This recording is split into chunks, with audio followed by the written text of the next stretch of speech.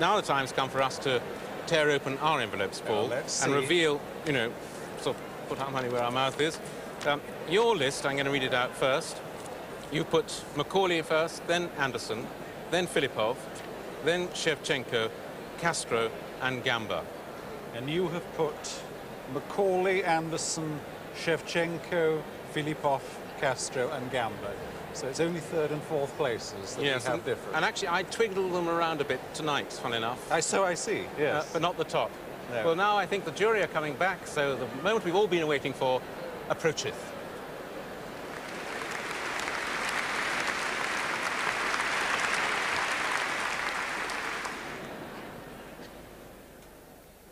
The Rachmaninoff Prize, awarded for the best performances of the works of Rachmaninoff in all 4 stages of the competition and donated by Alexander Rachmaninoff, goes to Maxim Philippov.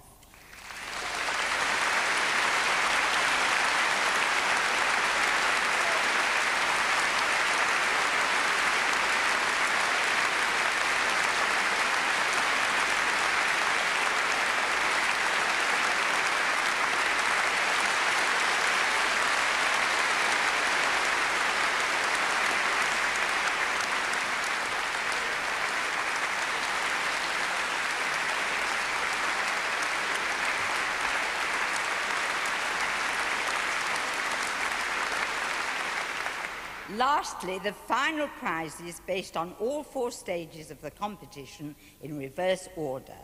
6th prize, Margarita Shevchenko from Russia.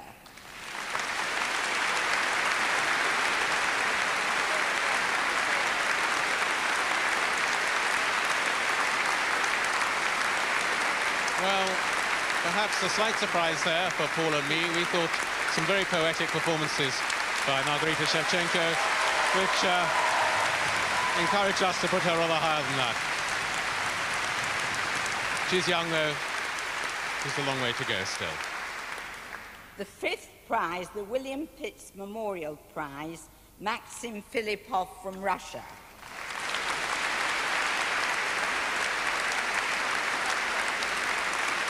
Well, I think he was slightly lower than Paul and I had anticipated. Maxim Philippov, at least he's got the Rachmaninoff Prize under his belt. A little more poetry and he would have been further up the list. But he was able to play all that double octave work in the Rachmaninoff, which is incredibly difficult, so no small achievement for him. The 4th prize, donated by Harveys of Bristol, Filipo Gamba, Italy. Filipo Gamba has gone up from our reckoning, and I'm delighted that his performance of the Brahms has been recognised. Thank you. Warm applause from the audience.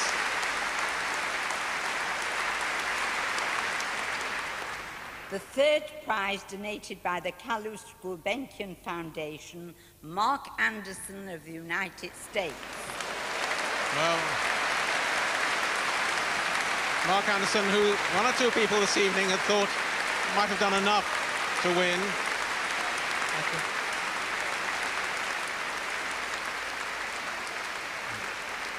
He, in fact, played the Brahms, Piano Concerto No. 1. Gamba, of course, played the Piano Concerto No. 3 by Beethoven. Anderson, who certainly has come on in leaps and bounds during this competition.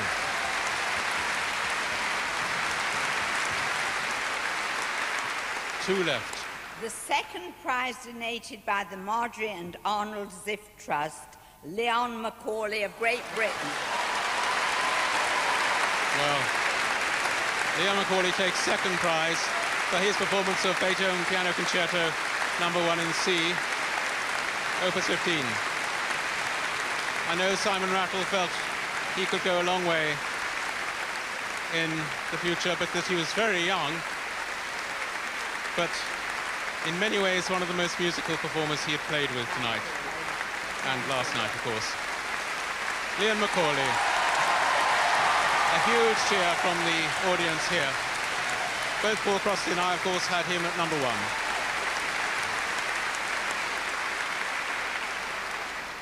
Now, you don't need to be Inspector Morse to work out who's won the first prize. The Princess Mary Gold Medal. The prize is donated by the Audrey and Stanley Burton Trust. In addition, there is the Bunkamora Orchard Hall Award and the Edward Boyle Memorial Prize. These all go to Ricardo Castro of Brazil.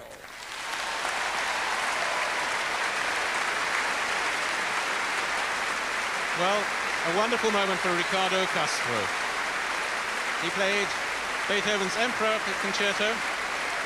He's 28, and he, of course, will have the years behind him to cope with this quite formidable schedule of concerts that he has now won.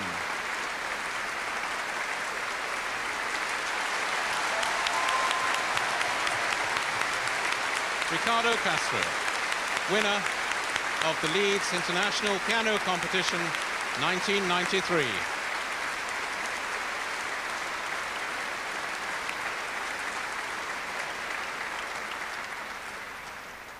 Let us all rejoice in these marvellous young pianists, and I hope we'll meet again in 1996.